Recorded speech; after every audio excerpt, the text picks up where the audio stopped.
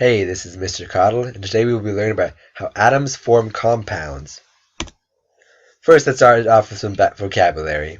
A compound is a pure substance that contains two or more elements, and a molecule is a neutral particle that forms as a result of electron sharing.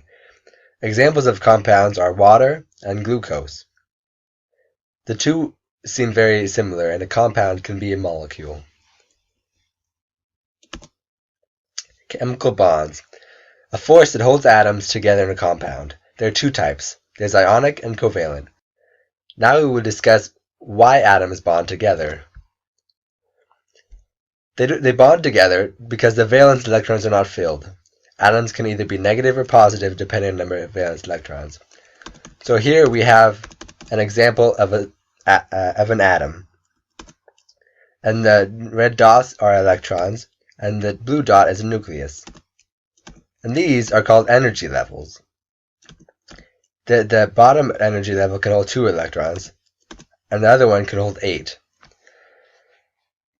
Larger atoms have more energy levels, which can hold more electrons, but we won't get into this right now. Each atom would like to be stable. In order to be stable, the valence electrons must be filled in each energy level. So the first one would have 2, and the next one would be 8. This atom could either gain 6, or it could lose 2, and it would be stable, because the outermost energy level would be filled. Let's talk about number of valence electrons. Here's the periodic table, and as you can see, each period has a different number. Those numbers correspond with the number of valence electrons that each have. And over here, carbon would have 4, and this is the rule. But helium only has 2 because it only has 2 electrons, so its outermost energy level is already filled, so it is fine. And these over here, the noble gases, are already stable. They don't need any more electrons because they have 8 in their outermost. The transition metals have different rules, and we won't go over that right now.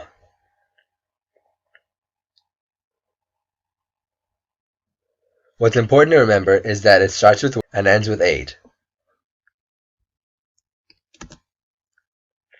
Now we'll discuss an ionic bond.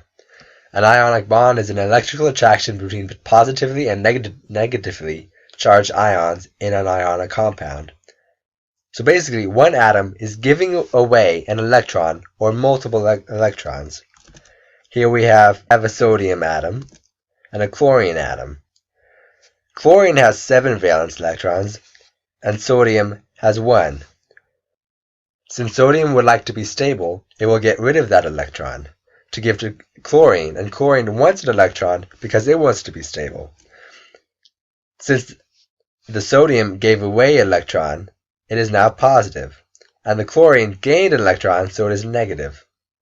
And the attraction between the positive and negative is what keeps the bond together. Ionic compounds. Usually the positive ion, or the cation, is a metal. The negative ion, anion, is a nonmetal. An example would be salt, or NaCl. Ionic compounds are usually solid at room temperature, brittle, relatively high melting and boiling points, and they dissolve in water and they conduct electricity. Covalent bond. A covalent bond is a chemical formed when atoms share electrons. So instead of giving away electrons, it will share them. And it is stronger than ionic. An example would be a diamond. A diamond consists of covalent bonds, and it is extremely strong. So here we have a bunch of atoms just floating around. Carbon in the middle has 4 electrons, and the hydrogen around it each have 1. But they all want to be stable, so they will combine, and each one is stable if they share the electrons. The hydrogen will have 2, and the carbon will have 8.